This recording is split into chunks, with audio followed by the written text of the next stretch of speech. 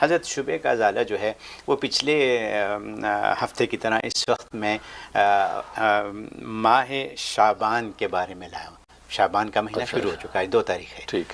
تو یعنی رمضان آنے والا ہے. اصل بات یہ ہے. اچھا. تو جب رمضان آنے والا ہے تو شعبان میں شب برات بھی ہے. تو میرے آپ سے پہلے تو 2 سوال یہ ہیں کہ شعبان کے لیے کیا عبادات کا سلسلہ ہم رکھیں اپنے لیے، اور شب برات جو آ رہی ہے شاید 14 فروری کو ہے جو آپ نے اعلان کی ہے، تو اس کے حساب سے اس رات کو کیا پڑھائی کی جائے، کیا نوافل ادا کیے جائیں. اور پھر میں اسی سلسلے میں ایک سوال اور کروں گا جب آپ یہ 2 جواب مجھے دے دیں گے تو. ماشاء اللہ. ہاں ظاہر ہے کہ یہ رجب شعبان رمضان بڑے خاص اور اہم مہینے ہیں. جی. کیونکہ ظاہر ہے کہ رمضان کا مقدس مہینہ آ رہا ہے، اس سے پہلے یہ دونوں مہینے مقدمے کے طور پہ عباداتی ذوق پیدا کرتے ہیں. جی.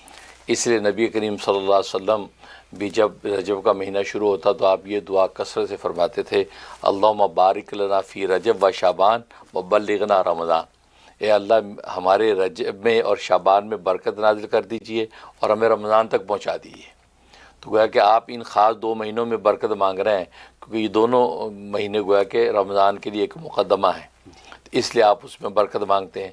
اور ایک حدیث میں فرمایا کہ رجب شہر اللہ، رجب اللہ کا مہینہ ہے، وہ شعبان الشہری، شعبان میرا مہینہ ہے، اور رمضان الشہر امتی، رمضان میری امت کا مہینہ ہے.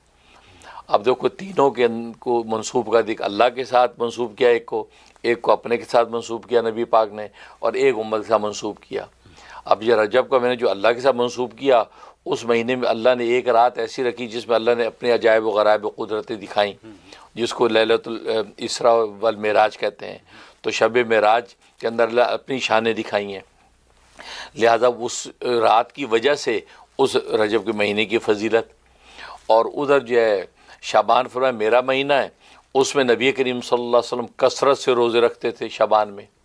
اگرچہ عام امتی کو اجازت نہیں ہے، اس لیے کہ وہ اگر کثرت سے روزے sha'ban میں رکھ لے گا تو جو اصل مہینہ ہے، جو اس کا اپنا مہینہ ہے، اس میں روزوں میں کوتاہی کر بیٹھے گا، اس لیے اس کو اجازت نہیں. لیکن نبی کریم صلی اللہ علیہ وسلم کثرت سے روزے رکھتے تھے اور یہ کہتے تھے کہ میرا مہینہ ہے، تو لہٰذا آپ کثرت سے روزے اس میں رکھ رہے ہیں، آپ کو اجازت بھی اس کی تھی. تو یہ شعبان. اور پھر شعبان کی فضیلت کی بنیاد وہ اس میں بھی ایک رات لیلۃ البرات، شب برات کہتے ہیں، ایک رات ایسی رکھ دی جس میں نبی پاک صلی اللہ علیہ وسلم کے صدقے طفیل سے کتنی بڑی انسانیت کی بخشش کا اعلان کیا جاتا ہے وہ. اور پھر تیسرا جو ہے پھر رمضان آ جاتا ہے. رمضان کی فضیلت بھی ایک رات کی وجہ سے اس میں بھی ایک رات رکھ دی، لیلۃ القدر، شب قدر کی وجہ سے اس کی فضیلت ہے. لہذا وہ مہینہ جو امت کا مہینہ ہے، لہذا امت جب روزے رکھتی ہے، تراویحیں اور تلاوتیں چیزیں کرتی ہے، اللہ تبارک و تعالیٰ ان کے لیے بخشش کے فیصلے کرتا ہے. اور پہلا عشرہ ان کے لیے رحمت بنا دیتا ہے، دوسرا عشرہ مغفرت، تیسرا عشرہ عتق من النار، جہنم سے بری ہونے کا پروانہ جاری. تو گویا اس طریقے سے تینوں مہینے گویا کہ یہ عباداتی سال کی ابتدا اللہ تبارک و تعالیٰ کرتے ہیں.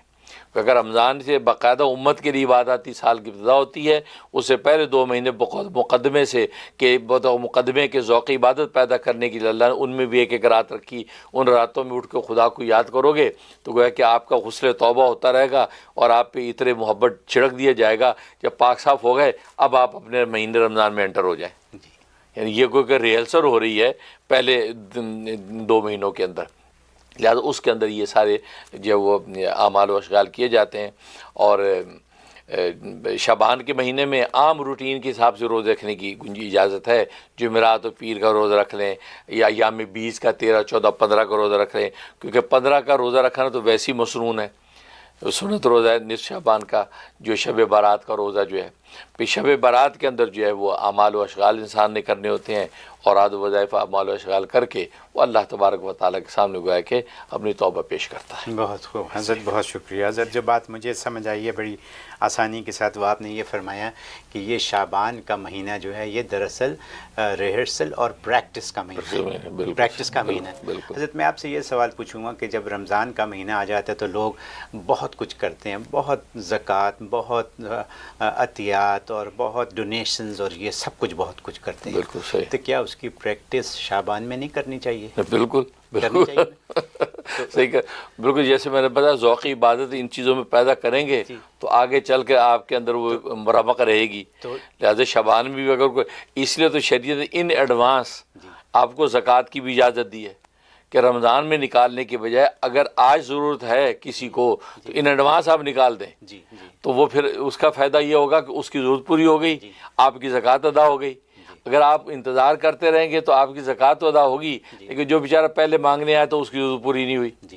لہٰذا ان ایڈوانس بالکل دیں، اور شعبان کا مہینہ تو نبی کا مہینہ ہے، اس میں دیں گے تو فضیلت خالی نہیں ہے۔ تو اگر میں یہ کہوں کہ first come first serve, which means کہ اگر رحم ٹی وی نے سب کو سب سے پہلے یاد دلایا ہے تو کیا رحم ٹی وی کا حق نہیں بن گیا سب سے پہلے؟ بالکل بن گیا نا؟ بہت سے حق ہیں انشاءاللہ، بالکل ٹھیک ہے نا۔ تو خواتین و حضرات یہ شروع ہو جائیں